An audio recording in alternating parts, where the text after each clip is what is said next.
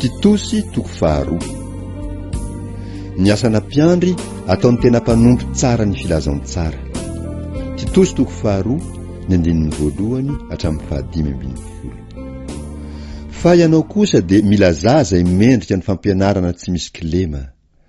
Ny lehilahy antom-panahy anaro haony tena, ho maotina, ho endry, hatanjaka amin'ny finoana, amin'ny fitiavana, amin'ny faharetana.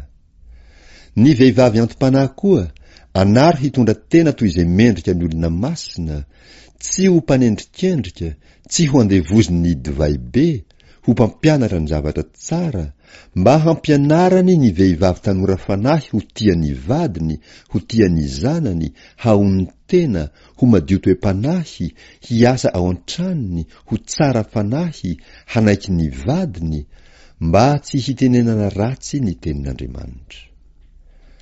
Ny lehilahy tanora fanahy koa anaro haony tena, ka amin'ny zavatra rehetra dia asehoy ny tenanao ho fianarana ny asa tsara, amin'ny fampianaranao maneho ny tsy faharatsiana, ny fahamaotinana, ny teny tsy misy kilema, izay tsy azo tsiniana, mba ho menatra izay manohitra satria tsy hisy ratsy hitenenanareo.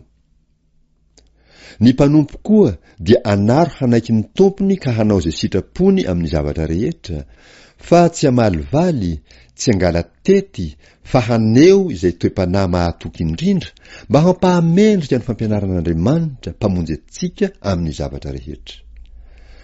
Fa efa miseho ny fahasoavan'Andriamanitra izay famonjena ny olona rehetra, mampianatra antsika handa izay toe-panahy tsy araka an'Andriamanitra sy ny filan'izao tontolo izao, ary ho velona amin'ny onony sy ny marina ary ny toe-panahy araka an'Andriamanitra amin'izao fiainana ankehitriny izao, miandry ny fanantenana mahafinaritra sy ny fisehon'ny voninahitran'Andriamanitra lehibe sady mpamonjy antsika, dia Jesosy Kristy izay nanolotra ny tenany hamonjy antsika, mba hanavotany antsika ho afaka amin'ny ota rehetra sy hanadiovany izay olona ho an'ny tenany sady ho mazoto indrindra amin'ny asa tsara izany.